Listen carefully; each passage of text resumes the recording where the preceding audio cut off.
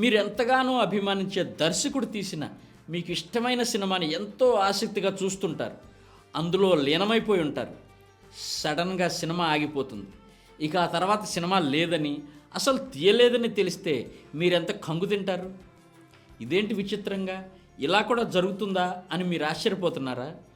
అదేగా ప్రస్తుతం తెలుగు సినిమా పరిస్థితి. అందమైన కథలకు, కళలకు, కళలకు, కాలాలకు అద్భుతమైన దృశ్య శ్రవణ రూపం ఇచ్చి వెండి తెరపై కనులు విందుగా ఆవిష్కరించిన ఆ వినోద ప్రపంచపు ఇంద్రజాలికులు, దర్శక మాంత్రికులు హఠాత్తుగా మాయమైపోతే వెండి తెర వెలవెలపోదా? ప్రేక్షకుడి గుండె విలవిలలాడదా? అమోఘమైన సినిమాలతో తెలుగు సినీ ప్రేమికుల్ని ఆనందోత్సాహాల్లో వాళ్ళాడించిన తెలుగు సినిమా డైరెక్టర్స్ ఎందరో ఉన్నట్టుండి కట్ చెప్పేసి నెక్స్ట్ షాట్ తీయకుండా, ప్యాకప్ కూడా చెప్పకుండా, ఉలుకు పలుకు లేకుండా నిన్నటి క్రికెట్ మ్యాచ్లో అవలీలగా సెంచరీ కొట్టి ఇవాల్టి మ్యాచ్లో అయోమయంగా ఫస్ట్ బాల్కే డకౌట్ అయిన బ్యాట్స్మెన్ డగౌట్లో కూర్చుని శూన్యంలోకి చూస్తున్నట్టు మిగిలిపోతే, అంటే ఆ దర్శకులు ఆటలోనే ఉన్నారు. ఆ ఆటలో అవకాశం పోయిండొచ్చు, కానీ మరో మ్యాచ్ ఆడే అవకాశం, మరో సినిమా తీసే అవకాశం ఉన్నా తీయకుండా, అలా అని పూర్తిగా విరమించుకోకుండా ఒక సందిగ్ధావస్థలో త్రిశంకు స్వర్గంలో ఉండిపోతే, అదే ఇవాళ శ్రీకృష్ణ టాక్స్లో మనం మాట్లాడుకోబోయే అంశం. సినీ మాయామేయ బజార్లో మాయమైపోతున్న దర్శక మాంత్రికులు. మూకీల నుంచి టాకీలు, బ్లాక్ అండ్ వైట్ నుంచి కలర్, అలా అలా ఎప్పటికప్పుడు అత్యాధునిక సాంకేతిక పరిజ్ఞానాన్ని అందిపుచ్చుకుంటూ నేటి మన డిజిటల్ సినిమా వరకు సాగిన సుదీర్ఘ ప్రస్థానంలో ఎన్నో మలుపులు, ఎన్నో కుదుపులు, ఇంకెన్నో గెలుపులు. మనం ఈ వీడియోలో మాట్లాడుకోబోయే దర్శకుల గురించి చెప్పాలంటే, ఒక సినిమాకు వారే సృష్టికర్త.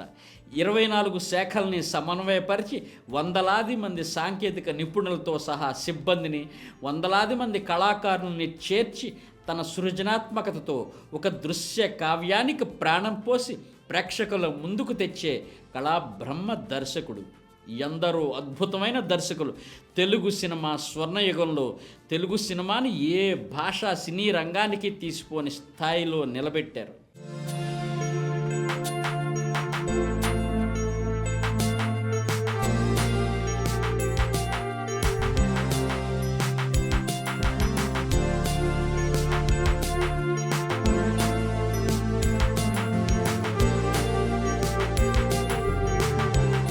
ఈ రోజుకి మనం ఒక బిఎన్ రెడ్డి, ఒక కేవీ రెడ్డి పేర్లు గుర్తు చేసుకుంటున్నామంటే వారు తీసిన మల్లీశ్వరి, మాయాబజార్ వంటి చిత్రాలు 60-70 సంవత్సరాలు దాటిపోయినా నేటికి ప్రేక్షకుల్ని అలరిస్తూనే ఉన్నాయి. తెలుగు సినిమా అజరామర ఖ్యాతికి మచ్చు తునకలుగా మిగిలిపోయాయి. మన తెలుగు సినీ వినీలాకాశంలో అటువంటి అద్వితీయమైన చలనచిత్రాలు తీసిన దర్శకులు ఎందరో ఉన్నారు. వారి ప్రతిభా పాటవాలతో తీర్చిదిద్దిన వేలాది సినిమాలు దశాబ్దాలుగా మనకు కనువిందు చేస్తూనే ఉన్నాయి. కానీ ఇక్కడే మనం కాస్త ఆగి ఆలోచించుకోవలసిన అంశం ఒకటి ఉంది. అసాధారణ మేధో సంపన్నులైన దర్శకులు కొందరు చిన్న వయసులోనే సినీ ప్రపంచాన్ని, ఈ ప్రపంచాన్ని వదిలి వెళ్ళిపోయారు. తీస్తున్న సినిమా సగంలో ఉండగానే కనుమరుగైన దర్శకులు ఉన్నారు. మాలపిల్ల, రైతు బిడ్డ వంటి సంచలనాత్మక చిత్రాలను 30వ దశకంలోనే తీసి ప్రభుత్వాల్ని, సమాజాన్ని కదిలించిన గూడవల్లి రామబ్రహ్మం గురించి నేటి తరం వింటే, ఆ సినిమాలను చూస్తే ఈ జెన్జీలు, కాక్రోచ్లు ఉలిక్కి పడతారేమో. ఆయన 1947లో పల్నాటి యుద్ధం సినిమా డైరెక్ట్ చేస్తూ సినిమా పూర్తి కాకుండానే 44 సంవత్సరాల వయసులోనే చనిపోయారు. ఇవాళ సింగీతం శ్రీనివాసరావు 94 సంవత్సరాల వయసులో సినిమా తీశారని మనం ఆశ్చర్యపోతున్నాం. ఆ రకంగా చూస్తే గూడవల్లి రామబ్రహ్మం ఇంకో 50 సంవత్సరాలు ఉంటే ఎన్నెన్ని అద్భుతమైన చిత్రాలు తీసి తెలుగు ప్రేక్షక ప్రపంచాన్ని ఉర్రూతలూగించి ఉండేవారు. అది అత్యాశ అయ్యుండొచ్చు.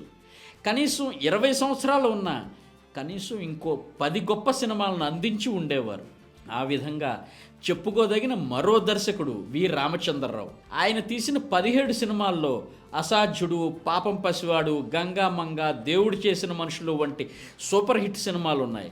తెలుగు సినిమా ఉన్నంత వరకు చిరస్థాయిగా నిలిచిపోయే సినిమా అల్లూరి సీతారామరాజు చిత్రానికి దర్శకత్వం వహిస్తూ మధ్యలోనే కేవలం 48 సంవత్సరాల వయసులోనే ఆయన కన్నుమూశారు. రామచంద్రరావు మరో 20 ఏళ్ళు బతికుంటే ఎన్నెన్ని అద్భుతమైన సినిమాలు అందించి ఉండేవారు. అలాగే 9 సంవత్సరాల తన దర్శకత్వ కెరీర్లో 28 సినిమాలు, అన్నీ కూడా ప్రేక్షకాదరణ పొందిన సినిమాలు తీసిన దర్శకుడు రాజాచంద్ర. బొమ్మరిల్లు, బొట్టు కాటుక, వారాలబ్బాయి, పండంటి కాపరానికి 12 సూత్రాలు, నిర్దోషి వంటి ఎన్నో కుటుంబ కథా చిత్రాలతో ప్రేక్షకుల్లో మంచి గుర్తింపు తెచ్చుకున్న రాజాచంద్ర 38 సంవత్సరాలకే చనిపోవటం ఖచ్చితంగా తెలుగు సినిమా రంగానికి తీరని వెలితి. ఇక తీసినవి 6 సినిమాలు, అన్నీ సామాజిక సందేశాత్మక చిత్రాలే. నేటి భారతం నుంచి రేపటి పౌరుల వరకు మధ్యలో వందే మాతరం, దేవాలయం, ప్రతిఘటన వంటి చైతన్య స్ఫోరకమైన చిత్రాలతో తెలుగు ప్రేక్షక ప్రపంచాన్ని ఉత్తేజపరిచిన దర్శకుడు టి. కృష్ణ. కేవలం 36 సంవత్సరాలు మాత్రమే జీవించారు టి. కృష్ణ. ఇంకో 30 సంవత్సరాలైనా ఉండుంటే మరిన్ని ఆణిముత్యాల్లాంటి సినిమాలు తెలుగు ప్రేక్షకులు అందించి ఉండేవారు. సినీ మాధ్యమం శక్తిని చాటి ఉండేవారు. ఇదంతా నాణ్యానికి ఒకవైపు. ఆ విధంగా తమదైన అసాధారణ సృజనాత్మకతతో తెలుగు సినీ రంగానికి మరుపురాని చిత్రాలను అందించిన దర్శకులు అర్ధాయుషుతో అలా అంతర్ధానమైపోవడం ఒక పార్శ్వం. తెలుగు సినీ ప్రేక్షక అభిమానులకు వారి సినిమాలు లేని లోటు అలాగే ఉండిపోయింది. అందుకు కారణం వారి చివరి శ్వాస వరకు సినిమాలు తీయడం తపనగా కొనసాగించారు. వారి ఊపిరి ఆగితేనే వారి జీవితంలో సినిమా ఆగింది.